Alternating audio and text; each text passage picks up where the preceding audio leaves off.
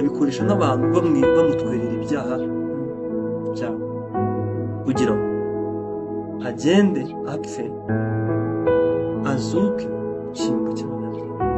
Ubutabera bw'Imana buhurira n'imbabazi z'Imana ku musaraba. Imana ihana umunyabyaha wese, wowe uri kumva, wowe ubyizera. Imana yafashe ibyaha byawe ibihanira muri Kristo Yesu. Mbega ntiyaba yirengagije ubutabera kwayo, ariko kugira ngo n'imbabazi z'Imana zisohoze umurimo wazo, Imana iduha gutungana kwayo. Abakorinto ba kabiri 5:18 ubwo utarigeze icyaha Imana yamuhinduye kuba icyaha bwacu. Uvuga rero iyi niyo nkuru nziza, kuko umuntu adashobotse, ariko Imana ishoboye kandi ishobotse. Yatanze uyu Yesu kugira ngo umuntu niyikuraho amaso akareka kwibeshya avuga ngo ngenda atunganye, ngenda akiranuka, n'undi akareka kwibeshya avuga ngo ngenda nararimbutse, ngo byararangiye. Urabyumva?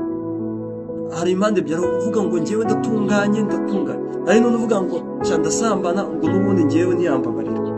Bene abo bantu babiri bose Imana yabahurije hamwe, igisubizo bakeneye ni umusaraba. Kandi umusaraba ukiza uwiyita intungane, niwo musaraba ukiza umunyabyaha wiciriwe iteka.